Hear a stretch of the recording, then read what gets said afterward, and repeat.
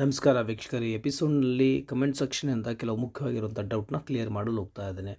So ಮೊದಲನೇ ಡೌಟಲ್ಲಿ ಚೇತನ್ ಕುಮಾರ್ ಅವರು ಕೇಳ್ತಾ ಇದ್ದಾರೆ, ಸರ್ ನಂದು ಮಾಕ್ ಅಲಾಟ್ಮೆಂಟ್ ರಿಸಲ್ಟ್ಸ್ ಬಂದಿಲ್ಲ, you have not been allotted any seat ಅಂತ ಬರುತ್ತಿದೆ, ಏನಾಗಿದೆ ಅಂತ ಹೇಳಿ ಸರ್ ಪ್ಲೀಸ್ ಅಂತ ಕೇಳ್ತಾ ಇದ್ದಾರೆ. ನೋಡಿ, you have been not allotted ಅಂತಂದರೆ ನಿಮ್ಮ ರ್ಯಾಂಕಿಂಗ್ ಭಾಳಷ್ಟು ಒಂದು ವೇಳೆ ಲೋ ಇದ್ದರೆ ಅವಾಗ ಈ ಒಂದು ಸಮಸ್ಯೆ ಆಗುತ್ತೆ. ಮತ್ತು ನೀವು ಮ್ಯಾಕ್ಸಿಮಮ್ ಕಾಲೇಜಸ್ನ ಆ್ಯಡ್ ಮಾಡಿ, ಸೊ ನಿಮಗೆ ಫೈನಲ್ ರಿಸಲ್ಟಲ್ಲಿ ಅಂದರೆ ಫೈನಲ್ನಲ್ಲಿ ನಿಮಗೆ ಸಿಗುವಂಥ ಚಾನ್ಸಸ್ ಜಾಸ್ತಿ ಇರುತ್ತೆ.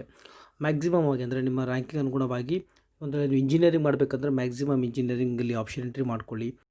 ಮತ್ತು ಇನ್ನೊಂದು ಈ ಫಸ್ಟ್ ರೌಂಡಲ್ಲಿ ಮೆಡಿಕಲ್, ಡೆಂಟಲ್ ಮತ್ತು ಆಮೇಲೆ ಬೇರೆ ಒಂದು ಕೋರ್ಸಲ್ಲಿ ಇಂಟ್ರೆಸ್ಟ್ ಆಗಿರುವಂಥ ವಿದ್ಯಾರ್ಥಿಗಳು ಭಾಳಷ್ಟು ಜನ ಎಂಟ್ರಿ ಮಾಡಿರ್ತಾರೆ. ಸೊ ಫಸ್ಟ್ ರೌಂಡಲ್ಲಿ ಹೀಗೆ ಆಗುತ್ತೆ. ಸೊ ನಿಮಗೆ ಒಂದು ವೇಳೆ ಫಸ್ಟ್ ರೌಂಡಲ್ಲಿ ಸಿಗದೇ ಇದ್ದರೂ ಸಹ ನಿಮಗೆ ಸೆಕೆಂಡ್ ರೌಂಡಲ್ಲಿ ಮತ್ತು ಸೆಕೆಂಡ್ ಎಕ್ಸ್ಟೆಂಡೆಡ್ ರೌಂಡಲ್ಲಿ ಸಹ ಸಿಗುವಂಥ ಚಾನ್ಸಸ್ ಇರುತ್ತೆ. ಹೋಪ್ ಬಿಡಬೇಡಿ. ಸೊ ನೀವು ಮ್ಯಾಕ್ಸಿಮಮ್ ಆಗಿ ಈ ಒಂದು ರೌಂಡಲ್ಲಿ ಸೀಟ್ಸ್ಗಳಂದರೆ ಆಪ್ಷನ್ ಎಂಟ್ರಿನ ಮಾಡಿ. ಸೆಕೆಂಡ್ ಅವರು ಸುರೇಶ್ ಅವರು ಕೇಳ್ತಾರೆ, sir I got civil in MS Ramaiah college but I want to go for pharma science course. I have given 1 to 37 priority for pharma science. Then also I have not got the seat. I have agri quota and ST category. Please tell that can I get seat ಅಂತ ಕೇಳ್ತಾ ಇದ್ದಾರೆ. ನೋಡಿ, ನಿಮ್ಮ ranking ಏನಿದೆ check ಮಾಡ್ಕೊಳ್ಳಿ, ಮತ್ತು ಆಮೇಲೆ cut off ಸಹ ಬಿಡಲಾಗಿದೆ. ಕಟ್ ಆಫ್ ನೋಡ್ಕೊಳ್ಳಿ, ನಿಮ್ಮ ರ್ಯಾಂಕಿಂಗ್ ಮತ್ತು ಆಮೇಲೆ ಕಟ್ ಆಫ್ಗೆ ಎಷ್ಟು ಡಿಫ್ರೆನ್ಸ್ ಇದೆ ಅಂತ ನೋಡ್ಕೊಳ್ಳಿ. ಸೊ ಈ ಒಂದು ಪ್ರಾಯೋರಿಟಿನೂ ಅಷ್ಟೇ ಇರಲಿ, ಮತ್ತು ಆಮೇಲೆ ನೀವು ಫೈನಲ್ ರಿಸಲ್ಟ್ ನೋಡ್ಕೊಳ್ಳಿ. ಸೊ ನಂತರ ನೀವು ಸೆಕೆಂಡ್ ರೌಂಡಲ್ಲಿ ಅಥವಾ ಸೆಕೆಂಡ್ ಎಕ್ಸ್ಟೆಂಡೆಡ್ ರೌಂಡ್ವರೆಗೂ ನೀವು ಟ್ರೈ ಮಾಡ್ಬೋದು. ಸೊ ಟೋಟಲಿ ಡಿಪೆಂಡ್ ಆಗಿರೋದು ರ್ಯಾಂಕಿಂಗ್ ಮೇಲೆ ಡಿಪೆಂಡ್ ಆಗಿರುತ್ತೆ. ಒಂದು ವೇಳೆ ನಿಮಗೆ ಈ ಒಂದು ಕ್ಯಾಟಗರಿ ಇದ್ದರೂ ಸಹ, ಅಗ್ರಿ ಕೋಟಾ ಇದ್ದರೂ ಸಹ ನೀವು ಕಟ್ ಆಫ್ ಬಿಟ್ಟಿದ್ದಾರೆ, ದಯವಿಟ್ಟು ಅದನ್ನು ನೋಡ್ಕೊಳ್ಳಿ, ನಿಮಗೆ ಒಂದು ಐಡಿಯಾ ಬಂದೇ ಬರುತ್ತೆ. ಸೊ ನೆಕ್ಸ್ಟ್ ಇಲ್ಲಿ ಗಣೇಶ್ ಅವರು ಕೇಳ್ತಾ ಇದ್ದಾರೆ, will KCET releases seat matrix for first round counselling or mock allotment seat matrix ಅಂತ ಕೇಳ್ತಾ ಇದ್ದಾರೆ. ನೋಡಿ, ಈಗ ಬಿಟ್ಟಿರೋದು ಮಾಕ್ ಅಲಾಟ್ಮೆಂಟ್ ಸೀಟ್ ಮ್ಯಾಟ್ರಿಕ್ಸ್ ಇದೆ. ಸೊ ನಂತರ ಫೈನಲ್ ರಿಸಲ್ಟ್ ಬಿಟ್ಟ ನಂತರ ಒಂದು ಫಸ್ಟ್ ರೌಂಡ್ ಕಟ್ ಆಫ್ ಸಹ ಬಿಡಲಾಗುತ್ತೆ, ಅಂದರೆ ಯೂಸಲಿ 2 ಬಿಡಲಾಗುತ್ತೆ. ಸೊ ಈಗ ಬಿಟ್ಟಿರೋದು ಮಾಕ್ ಅಲಾಟ್ಮೆಂಟ್ ರಿಸಲ್ಟ್ ಇದೆ, means Mach allotment cut off ಇದೆ. ಸೊ ನೆಕ್ಸ್ಟ್ ರಾಕ್ ಅವ್ರು ಕೇಳ್ತಾ ಇದ್ದಾರೆ, ಅವರು ಆಪ್ಷನ್ ಸರಿ ಅಪ್ಡೇಟ್ ಮಾಡಿದ್ದಾರೆ ಅಂತ ಹೇಳ್ತಾರೆ, ರಿಸಲ್ಟ್ ಯಾವಾಗ ಬರುತ್ತೆ ಅಂತ ಕೇಳ್ತಾ ಇದ್ದಾರೆ. ಸೊ ನೋಡಿ, December 2 ನಿಮಗೆ ರಿಸಲ್ಟ್ ಅನೌನ್ಸ್ ಆಗುತ್ತೆ ಆ್ಯಸ್ ಪರ್ ದ ಸ್ಕೆಡ್ಯೂಲ್. ಇನ್ನೂ ಸಮಯಾವಕಾಶವಿದೆ, ನೀವು ಕಟ್ ಆಫ್ ಮೊದಲು ನೋಡಬೇಕಾಗತ್ತೆ, ಡೌನ್ಲೋಡ್ ಮಾಡ್ಕೊಳ್ಳಿ, ಚೆಕ್ ಮಾಡ್ಕೊಳ್ಳಿ. ನಿಮ್ಗೆ ಎಲ್ಲೆಲ್ಲಿ ಕಾಲೇಜ್ ಸಿಗುವಂಥ ಸಾಧ್ಯತೆ ಇದೆ ಅಂತ ಆ ಕಾಲೇಜ್ಗಳ ತಕ್ಕ ಹಾಗೆ ನಿಮ್ಮ ಒಂದು ಕಾಲೇಜ್ನ ಪ್ರಯಾರಿಟಿನ ಬದಲಾವಣೆ ಮಾಡ್ಕೊಳ್ಬೋದು. ಬಟ್ ಒಂದು ವೇಳೆ ಎಲ್ಲಿನೂ ಅಲಾಟ್ ಆಗದೇ ಇದ್ದರೆ ಮ್ಯಾಕ್ಸಿಮಮ್ ಆಗಿ ಆಪ್ಷನ್ ಎಂಟ್ರಿ ನೀವು ಮಾಡಿ. ಒಂದು ರಿಕ್ವೆಸ್ಟ್ ಏನು ಹೇಳ್ತಾ ಇದ್ದೀನಿ ಅಂದರೆ, ಮ್ಯಾಕ್ಸಿಮಮ್ ಆಗಿ ನೀವು ಒಂದು ಆಪ್ಷನ್ ಎಂಟ್ರಿ ಮಾಡಿದ್ರೆ ನಿಮಗೆ ಸೀಟ್ ಸಿಗುವಂಥ ಸಾಧ್ಯತೆ ಇರುತ್ತೆ. ಮತ್ತು ನಿಮಗೆ ಬೇಕಾಗಿರುವಂಥ ಸೀಟ್ಗಳನ್ನು ನೀವೇನು ಮಾಡಬೇಕು ಅಂತಂದರೆ ಹೈಯರ್ ಪ್ರಯಾರಿಟಿನ ಕೊಟ್ಬಿಡಿ. ಸೊ ನೆಕ್ಸ್ಟ್ ಗಣೇಶ್ ಅವ್ರು ಕೇಳ್ತಾ ಇದ್ದಾರೆ, sir last year I got civil engineering seat in third extended round. Then I didn't take an admission to college. Now this year shall I do option entry architecture discipline? I got architecture ranking 2020. In KCET results, if a candidate didn't get admission in third extended round, then he should not participate in same discipline on next year ಅಂತ ಕೇಳ್ತಾ ಇದ್ದಾರೆ. So ನೋಡಿ, ಒಂದು ವೇಳೆ ನೀವು 2019ನಲ್ಲಿ ಸಿವಿಲ್ನಲ್ಲಿ ನೀವು ಒಂದು ವೇಳೆ ಸೀಟ್ ಸಿಕ್ಕಿದ್ದು, ಇಂಜಿನಿಯರಿಂಗ್ ಬ್ರಾಂಚಲ್ಲಿ ಅದರಲ್ಲಿ ಸೀಟ್ ಸಿಕ್ಕಿದ್ದು ನೀವು ಸರೆಂಡರ್ ಮಾಡದೇ ಇದ್ದರೆ ಮತ್ತೆ ನಿಮಗೆ ಈ ಒಂದು ಇಂಜಿನಿಯರಿಂಗ್ನಲ್ಲಿ ಪಾರ್ಟಿಸಿಪೇಟ್ ಮಾಡೋಕ್ಕಾಗೋದಿಲ್ಲ. ಬಟ್ ನೀವು ಆರ್ಕಿಟೆಕ್ಚರ್ ಈ ಸಲ ಟ್ರೈ ಮಾಡ್ತಾ ಇದ್ದರೆ ಆರ್ಕಿಟೆಕ್ಚರ್ನಲ್ಲಿ ನೀವು ಆಪ್ಷನ್ ಎಂಟ್ರಿ ಮಾಡಬಹುದು, ಮತ್ತು ಆಮೇಲೆ ಸೀಟ್ನ ಸಹ ಪಡ್ಕೊಳ್ಬೋದು. ಬಟ್ ಸೇಮ್ ಅಂತಂದರೆ ಮತ್ತೆ ನಿಮಗೆ ಇಂಜಿನಿಯರಿಂಗ್ನಲ್ಲಿ ಯಾವುದೇ ಒಂದು ಉಳಿದುವಂತಹ ಬ್ರಾಂಚ್ಗಳಿಗೆ ನೀವಲ್ಲಿ ಈ ಒಂದು ಆಪ್ಷನ್ ಎಂಟ್ರಿ ಮಾಡಾಗಿರೋದಿಲ್ಲ. ಸೀಟ್ ಸರೆಂಡರ್ ಅಂದರೆ ಅಫಿಷಿಯಲಿ ಸರೆಂಡರ್ ಮಾಡಬೇಕಾಗುತ್ತೆ, ಮಾಡದೇ ನಿಮಗೆ ಪಾರ್ಟಿಸಿಪೇಟ್ ಮಾಡೋಕ್ಕೆ ಬಿಡೋದಿಲ್ಲ. ಒಂದು ವೇಳೆ ನೀವು ಆರ್ಕಿಟೆಕ್ಚರ್ದು ಬೇರೆಯೇ ಆಗುತ್ತೆ, ನೀವು ನಾಟ ಮುಖಾಂತರ ಬಂದಿರ್ತೀರ. ಸೊ ನೀವಲ್ಲಿ ಲಾಸ್ಟ್ ಟೈಮ್ ಅಂತೂ ನೀವು ನಾಟದಲ್ಲಿ ಬರುವಂಥ ಸೀಟ್ನ ತೆಗೆದುಕೊಂಡಿರೋದಿಲ್ಲ. ಸೊ ಹಾಗಾಗಿ ಈ ಸಲ ನೀವು ಮಾಡ್ಬೋದು. ಒಂದು ವೇಳೆ ಈ ವರ್ಷ ನಿಮಗೆ ಆರ್ಕಿಟೆಕ್ಚರಲ್ಲಿ ಸೀಟ್ ಸಿಕ್ಕಿದ್ದು, ನೀವು ಒಂದು ವೇಳೆ ಅದಕ್ಕೆ ಅಫಿಷಿಯಲಿ ಸರೆಂಡರ್ ಮಾಡ್ತಾ ಇದ್ದರೆ ಮತ್ತೆ ನಿಮಗೆ ನೆಕ್ಸ್ಟ್ ಇಯರ್ ನಿಮಗೆ ಅಲ್ಲಿ ಅಲೋ ಮಾಡೋದಿಲ್ಲ. ನೆಕ್ಸ್ಟ್ ಇಲ್ಲಿ ಸಾಯಿ ಅವ್ರು ಕೇಳ್ತಾರೆ, sir the Mach allotment is open, we only need other person seat number. So my question is, will they do the same in first round and second round? Will they give allotment in KCET login ಅಂತ ಕೇಳ್ತಾ ಇದ್ದಾರೆ. So ನೋಡಿ, ಈಗ Mach allotment ನೀವು only seat number enter ಮಾಡಿದ್ರೆ ಎಲ್ಲಿ ಸಿಕ್ಕಿದೆಯಿಲ್ಲ ಅಂತ ನಿಮಗೆ ಗೊತ್ತಾಗುತ್ತೆ. ಆದರೆ ಫಸ್ಟ್ ರೌಂಡ್ ಆಗಲಿ ಅಥವಾ ಸೆಕೆಂಡ್ ರೌಂಡ್ ರಿಯಲ್ ಅಲಾಟ್ಮೆಂಟ್ ಏನಾಗುತ್ತೆ, ಕಂಪಲ್ಸರಿ ನೀವು ಲಾಗಿನ್ ಮಾಡಬೇಕಾಗತ್ತೆ. ಲಾಗಿನ್ ಮಾಡಿದಾಗ ಮಾತ್ರ ನಿಮಗೆ ಇಲ್ಲಿ ತೋರಿಸ್ತೆ ನಿಮಗೆ ಸೀಟ್ ಅಲಾಟ್ ಆಗಿದೆಯೋ ಇಲ್ಲ ಅನ್ನೋದು. ಲಾಗಿನ್ ಕಂಪಲ್ಸರಿ ಮಾಡಲೇಬೇಕಾಗತ್ತೆ ರಿಯಲ್ ಅಲಾಟ್ಮೆಂಟ್ ಇದ್ದಾಗ. ಸೊ ನೆಕ್ಸ್ಟ್ ಇಲ್ಲಿ ಧನಶ್ರೀ ಅವರು ಕೇಳ್ತಾ ಇದ್ದಾರೆ, sir I got medical college and fees 59,850 ಇದೆ, ಆದರೆ ನನಗೆ ಕೇವಲ 9,850 rupees ಅಷ್ಟೇ ಪೇ ಅಂತಿದ್ದಾರೆ. This means that I am eligible for SNK quota in medical or any other thing. Please say me. 50,000 KMDC pay ಮಾಡುತ್ತೆ ಅಂತ ಬರೆದಿದ್ದಾರೆ. KMDC tuition fee pay every year ಮಾಡುತ್ತಾ ಅಂತ ಕೇಳ್ತಾ ಇದ್ದಾರೆ. ಸೊ ನೋಡಿ, KMDCಗೆ ನೀವು ಅಪ್ಲೈ ಮಾಡಿದ್ರೆ ಅದು ನಿಮಗೆ ಪೇ ಮಾಡುತ್ತೆ. ಸೊ ನಂತರ ನಿಮಗೆ KMDC ಅಂದರೆ ಲೋನ್ ಇರ್ತೀವೋ ಅದು ನಿಮಗೆ ಪೇ ಮಾಡಲೇಬೇಕಾಗುತ್ತೆ. ಸೊ ನೀವು KMDCಗೆ ಅಪ್ಲೈ ಮಾಡಿದ್ರೆ ಮಾತ್ರ ಈ ರೀತಿ ನಿಮಗೆ ಬಂದಿರುತ್ತೆ, ಅದು ಪೇ ಮಾಡುತ್ತೆ ನಿಮಗೆ ಎವ್ರಿ ಇಯರ್. ಬಟ್ ನಂತರ ನಿಮಗೆ ಕೋರ್ಸ್ ಕಂಪ್ಲೀಟ್ ಆದ ನಂತರ KMDCಗೆ ನೀವು ಅಲ್ಲಿ ಲೋನ್ನ ಪೇ ಮಾಡಬೇಕಾಗತ್ತೆ.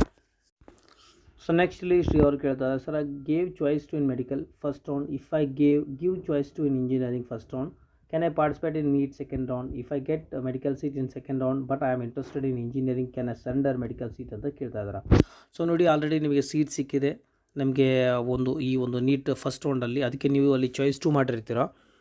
ಒಂದು ವೇಳೆ ನೀವು ಇಲ್ಲಿ ಸಹ ನಿಮಗೆ ಸಿಕ್ಕಿರುವಂಥ ಸೀಟ್ಗೆ ಚಾಯ್ಸ್ 2 ಮಾಡಿದರೆ ಇಂಜಿನಿಯರಿಂಗ್ನಲ್ಲಿ, ನೀವು ಇಲ್ಲಿ ಸೆಕೆಂಡ್ ರೌಂಡಿಗೆ ಸಹ ಇಲ್ಲಿನೂ ಪಾರ್ಟಿಸಿಪೇಟ್ ಮಾಡ್ಬೋದು. ಅಲ್ಲಿ ನಿಮಗೆ ಒಂದು ವೇಳೆ ಅಪ್ಗ್ರೇಡ್ ಆದರೆ ನಿಮಗೆ ಸೀಟ್ ಅಂತೂ ಸಿಗುತ್ತೆ. ಒಂದು ವೇಳೆ ಸಿಗದೇ ಇದ್ದರೂ ಸಹ ಆಲ್ರೆಡಿ ನಿಮಗೆ ಚಾಯ್ಸ್ 1ನಲ್ಲಿ ಅಂದರೆ ರೌಂಡ್ 1ನಲ್ಲಿ ಸಿಕ್ಕಿರುವಂಥ ಸೀಟ್ಗೆ ಕಂಟಿನ್ಯೂ ಮಾಡಬೇಕಾಗುತ್ತೆ. ಒಂದು ವೇಳೆ ನಿಮಗೆ ಇಷ್ಟ ಇಲ್ಲದೇ ಇದ್ರಪ್ಪ ಅಂದರೆ ನೀವು ಅಫಿಷಿಯಲಿ ನೀವು ಅದನ್ನು ಸರೆಂಡರ್ ಮಾಡಿ, ನಮಗೆ ಅಲ್ಲಿ ಪೆನಲ್ಟಿ ಕೇಳುತ್ತಾರೆ, ಆ ಪೆನಲ್ಟಿನ ಕೊಟ್ಟು ನೀವು ಮತ್ತು ಇಂಜಿನಿಯರಿಂಗ್ನಲ್ಲಿ ಇಲ್ಲಿ ಸಿಕ್ಕಿರುವಂಥ ಸೀಟಿಗೆ ನೀವು ಕಂಟಿನ್ಯೂ ಮಾಡ್ಕೊಳ್ಬೋದು. ಅದಕ್ಕೆ ಸಂಬಂಧಪಟ್ಟ ಹಾಗೆ ಇನ್ಸ್ಟ್ರಕ್ಷನ್ಸ್ ಭಾಳ ಬೇಗನೆ ಬರುತ್ತೆ. ಯಾಕೆಂದರೆ ಈ ವರ್ಷ ಏನಪ್ಪ ಅಂದರೆ KCET ಮತ್ತು ಆಮೇಲೆ UG ನೀಟ್ ಅಲ್ಟರ್ನೇಟಿವ್ ನಡೆಯೋದ್ರಿಂದ ಸ್ವಲ್ಪ ಇನ್ಸ್ಟ್ರಕ್ಷನ್ಸ್ನಲ್ಲಿ ಕೆಲವು ಬದಲಾವಣೆ ಆಗೋದು ಸಾಧ್ಯತೆ ಇರುತ್ತೆ. ಸೊ ವೇಟ್ ಮಾಡಿ, ಅದರ ಇನ್ಸ್ಟ್ರಕ್ಷನ್ಸ್ ಬಂದ ನಂತರ ನಾನು ನಿಮಗೆ ಅಪ್ಡೇಟ್ ಮಾಡ್ತೇನೆ. ನೆಕ್ಸ್ಟ್ ವಿರಾಜ್ ಅವ್ರು ಕೇಳ್ತಾ ಇದ್ದಾರೆ, sir I am 3BG category and I have verified as 3BG only but in mock allotment it came as GM category. How is this possible sir help me ಅಂತ ಕೇಳ್ತಾ ಇದ್ದಾರೆ. ನೋಡಿ, ಸೊ ನಿಮ್ಮದು 3BG category ಆಗಿದ್ದರು, ನಿಮ್ಮದು ಒಂದು ಒಳ್ಳೆ ranking ಆಗಿದ್ದರೆ ಆ್ಯಕ್ಚುಲಿ ಮೊದಲು ಸೀಟು ಇಲ್ಲಿ ಡಿಸ್ಟ್ರಿಬ್ಯೂಟ್ ಆಗೋದಪ್ಪ ಜನರಲ್ ಮೆರಿಟಲ್ಲಿ. ಸೊ ನಿಮ್ಮ ಒಳ್ಳೆಯ ಒಂದು ರ್ಯಾಂಕಿಂಗ್ ಇರೋ ಕಾರಣದಿಂದಾಗಿ ನಿಮಗೆ ಜನರಲ್ ಮೆರಿಟಲ್ಲಿ ಸೀಟ್ ಸಿಕ್ಕಿದೆ. ಸೊ ಜನರಲ್ ಮೆರಿಟಲ್ಲಿ ಸೀಟ್ ಎಲ್ಲ ಕಂಪ್ಲೀಟ್ ಆದ ನಂತರ ಒಂದು ಪರ್ಟಿಕ್ಯುಲರ್ ಕಾಲೇಜಿನಲ್ಲಿ ನಂತರ ಏನಾಗುತ್ತಪ್ಪ ಅಂದರೆ ಉಳಿದಿರುವಂಥ ಸೀಟ್ಗಳಿಗೆ ನಿಮ್ಮ ಕ್ಯಾಟಗರಿ ವಿದ್ಯಾರ್ಥಿಗಳಿಗೆ 3BGಯಲ್ಲಿ ಬರುವಂಥ ವಿದ್ಯಾರ್ಥಿಗಳು ಹೆಲ್ಪ್ ಆಗುತ್ತೆ, ಅವರಿಗೆ ಅದು ಸೀಟ್ ಡಿಸ್ಟ್ರಿಬ್ಯೂಷನ್ ಆಗುತ್ತೆ. ಸೊ ಯಾವುದೇ ಸಮಸ್ಯೆ ಇಲ್ಲ, ಒಳ್ಳೆ ರ್ಯಾಂಕಿಂಗ್ ಇದ್ದರೆ ನಿಮ್ಗೆ ಯೂಸಲಿ GMನಲ್ಲಿ ಸಿಗುತ್ತೆ. GMನಲ್ಲಿ ಕಂಪ್ಲೀಟ್ ಆದ ನಂತರ ಒಂದು ವೇಳೆ ಸೀಟ್ ಒಂದು ವೇಳೆ ಕಂಪ್ಲೀಟ್ ಆದ ನಂತರ ನೆಕ್ಸ್ಟ್ ನಿಮ್ಮ ಕ್ಯಾಟಗರಿಲಿರುವಂಥ ಸೀಟ್ಗಳು ನಿಮ್ಮ ಕ್ಯಾಟಗರಿಲಿ ಬರುವಂಥ ವಿದ್ಯಾರ್ಥಿಗಳಿಗೆ ಸಿಗುತ್ತೆ. ಯಾವುದೇ ಸಮಸ್ಯೆ ಇಲ್ಲ. ಓಕೆ, ಇದು ಒಂದು ಕಾಮನ್ ಆಗಿರುವಂಥದ್ದು, ನಿಮಗೇನು ಸಮಸ್ಯೆ ಆಗೋದಿಲ್ಲ. ನೀವು ಒಳ್ಳೆ ರ್ಯಾಂಕಿಂಗ್ ಇರೋ ಕಾರಣದಿಂದಾಗಿ ಈ ರೀತಿಯಾಗಿರುತ್ತೆ ಅಷ್ಟೇ. ಓಕೆ, ಇದರ ಬಗ್ಗೆ ಯಾವುದೇ ರೀತಿ ಚಿಂತೆ ಬೇಡ. ನೆಕ್ಸ್ಟ್ ಲೋಕೇಶ್ ಅವರು ಕೇಳ್ತಾರೆ, ಸರ್ ನಾನು ಅಗ್ರಿಕಲ್ಚರ್ ಕಾಲೇಜ್ ಆ್ಯಡ್ ಮಾಡಿಲ್ಲ ಸರ್, ಮಾಕ್ ಅಲಾಟ್ಮೆಂಟ್ ಆದಮೇಲೆ ಮಾಡ್ಬೋದು ಅಂತ ಕೇಳ್ತಾ ಇದ್ದಾರೆ. ಸೊ ನೋಡಿ, ನೀವು ಅಗ್ರಿಕಲ್ಚರಲ್ ಅಷ್ಟೇ ಅಲ್ಲ, ನೀವು ಯಾವ ಬೇಕಾದರೂ ಎಷ್ಟು ಬೇಕಾದರೂ ಆಪ್ಷನ್ ನೀವು ಆ್ಯಡ್ ಮಾಡ್ಬೋದು. ಅಗ್ರಿ ಆಗಲಿ, ಫಾರ್ಮಸಿ ಆಗಲಿ, ವೆಟರ್ನರಿ ಆಗಲಿ, ಎಲ್ಲ ಬೇಕಾದರೂ ನೀವು ಮಾಕ್ ಅಲಾಟ್ಮೆಂಟ್ ಆದ ನಂತರ ಆಲ್ರೆಡಿ ಆಗಿದೆ. ಈಗ ನೀವು ಮಾಡ್ಕೊಳ್ಳಿ, ನಿಮಗೆ ಸಮಯಾವಕಾಶವಿರುತ್ತೆ.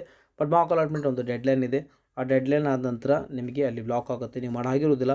ಸೊ ನಿಮಗೆ ಸಮಯಾವಕಾಶ ಇರುತ್ತೆ 1ನೇ ತಾರೀಕುವರೆಗೂ. ಸೊ ಬೇಗ ನೀವು ಮ್ಯಾಕ್ಸಿಮಮ್ ಕಾಲೇಜಸ್ನ ಆ್ಯಡ್ ಮಾಡ್ಬೋದು. ಸೊ ನೆಕ್ಸ್ಟ್ ಇಲ್ಲಿ ಮೊದಲು ಹೇಳ್ತಾ ಇದ್ದಾರೆ, wrong information about NFI, my son marks 413 he didn't get NFI and we are not MM ಅಂತ ಹೇಳ್ತಾ ಇದ್ದಾರೆ. ನಾನು ತೋರಿಸಿರುವ ಡಾಟಾ ಆಗಿ 411 ಅಂಕಗಳಿದ್ದರೆ NFI ಮೆಡಿ ಕಾಲೇಜ್ನಲ್ಲಿ ಸಿಕ್ಕಿದೆ ಅಂತ ಹೇಳಿದರೆ ಅದು ಅಂಡರ್ ಮ್ಯಾನೇಜ್ಮೆಂಟ್ ಕೋಟಾ ಇದೆ. ಸೊ ಅದರ ಫೀಸ್ ನೋಡ್ಬೋದು 17,50,000 ಅಂತ ಇದೆ. ಮ್ಯಾನೇಜ್ಮೆಂಟ್ ಕೋಟಾದಲ್ಲಿ NFI ಕಾಲೇಜಲ್ಲಿ ಒಂದು ವೇಳೆ 411 ಇದ್ದರೆ ಸಿಕ್ಕಿದೆ.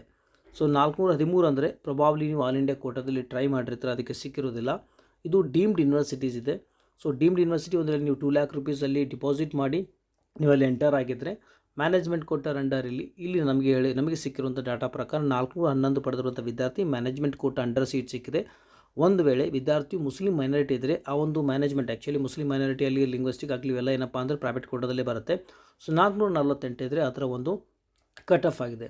ನೀವು MMನಲ್ಲಿ ಬರೋದಿಲ್ಲ, ಸೊ ಹಾಗಾಗಂತೂ ಸಿಕ್ಕಿರೋದಿಲ್ಲ. ಬಟ್ ಮ್ಯಾನೇಜ್ಮೆಂಟ್ ಕೋಟಾದಲ್ಲಿ ನೀವು ಟ್ರೈ ಮಾಡಿಲ್ಲ ಅನ್ಕೋತೀನಿ. ಸೊ ಮ್ಯಾನೇಜ್ಮೆಂಟ್ ಕೋಟಾದಲ್ಲಿ ನೀವು ಅಂದರೆ 17,50,000 ರೂಪಾಯಿ ಅಂಡರ್ ಅಂದರೆ ಡೀಮ್ಡ್ ಯೂನಿವರ್ಸಿಟಿ ಅಂಡರ್ ನೀವು ಅಂತೇಳಿ ನೀವು 2 lakh rupees ಕೊಟ್ಟು ಅಲ್ಲಿ ಏನಂದರೆ ಸೆಕ್ಯೂರಿಟಿ ಡಿಪಾಸಿಟ್ ಕೊಟ್ಟು ನೀವು ಡೀಮ್ಡ್ ಯೂನಿವರ್ಸಿಟಿ ಅಂಡರ್ ನೀವು ಟ್ರೈ ಮಾಡಿದ್ರೆ ನಿಮಗೆ ಸಿಗ್ತಾಯಿದೆ. ಈ ವಿಡಿಯೋದಲ್ಲಿ ಇಷ್ಟೇ. ಮತ್ತು ನಿಮಗೆ ಏನಾದರೂ ಡೌಟ್ ಇತ್ತು ಅಂದರೆ ಕಮೆಂಟ್ ಸೆಕ್ಷನಲ್ಲಿ ಹಾಕಿ, ವಿಡಿಯೋ ಮುಖಾಂತರ ನಮಗೆ ಉತ್ತರಿಸಲು ಪ್ರಯತ್ನ ಮಾಡ್ತೇನೆ. ಮತ್ತಷ್ಟು ಮತ್ತೊಂದು ವಿಡಿಯೋದಲ್ಲಿ ಟೇಕ್ ಕೇರ್, ಬಾಯ್.